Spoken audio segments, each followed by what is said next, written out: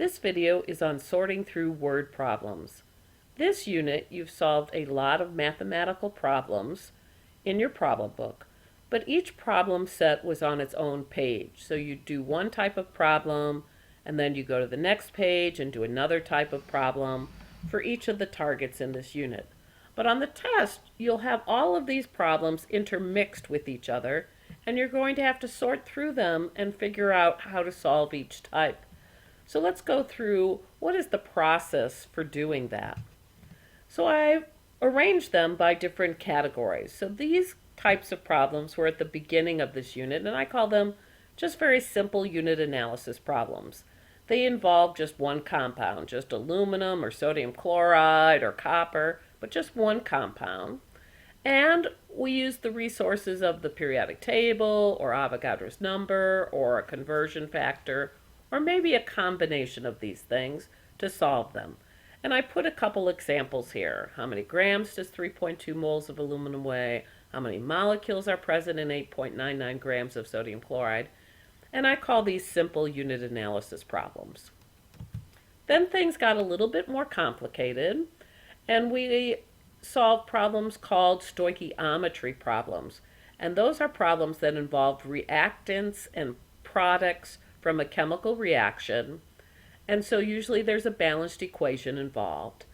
And so these types of problems involve multiple compounds, not just one.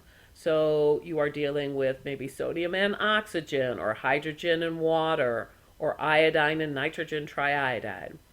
So the problem involves multiple compounds, and you have to use the periodic table, the balanced equation, some conversion factors to solve the problems. And here's a couple of examples.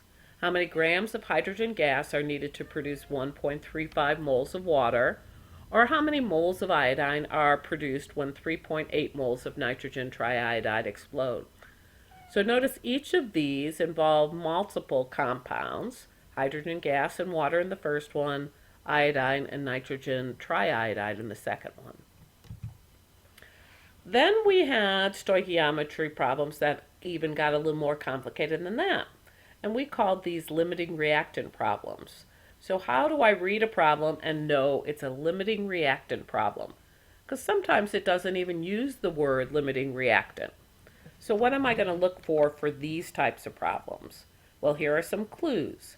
You look that you have more than one compound, just like the stoichiometry, but this time data is actually given for two or more of the reactants. So if I have data or information about two or more of the reactants, that's going to be a limiting reactant problem.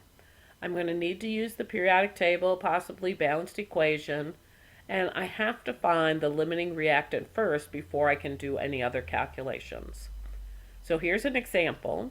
How many grams of barium sulfate can be made from 33.5 grams of sodium sulfate and 19.3 grams of barium chloride?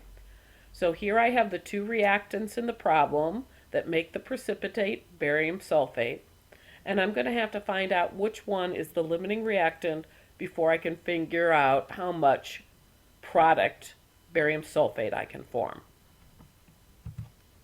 The next type of problems we worked with were considered concentration problems. These are still also unit analysis, but they involve a concentration unit. And usually we've been talking about molarity, although there are other types of concentration units. And molarity is capital M and is moles over liters. And you're either given molarity or solving for molarity.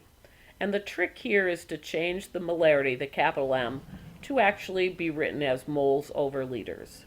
And here's an example of a problem like that. How many liters of 0.25 capital M or molar sodium chloride solution can be made from 4.87 grams of sodium chloride?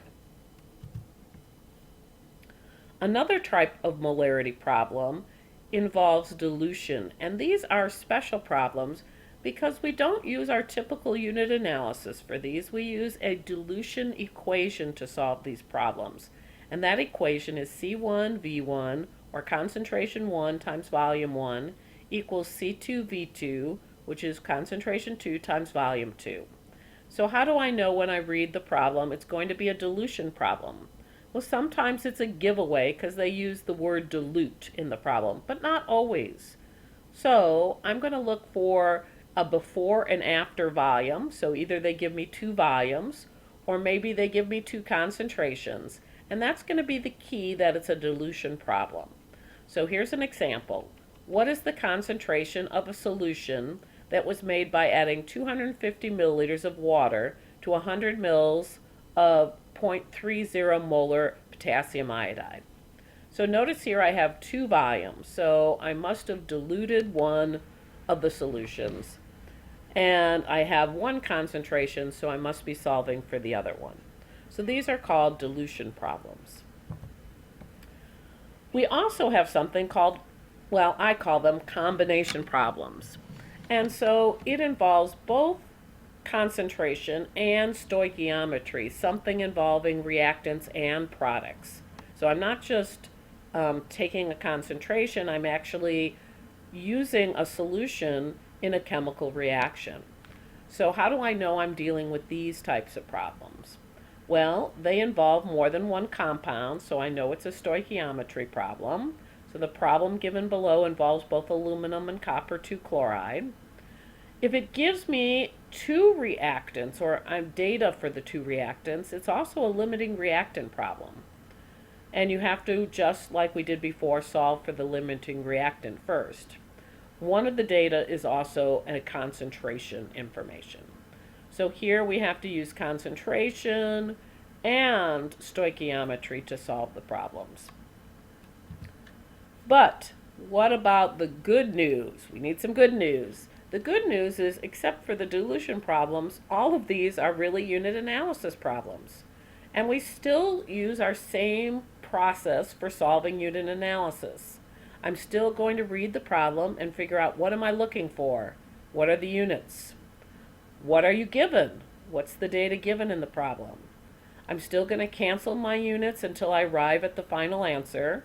And I know I have to keep going until I get to that final correct unit. I still have to do the math, and I still have to check my work. The tips before for some of these problems will help you do that, so follow those also.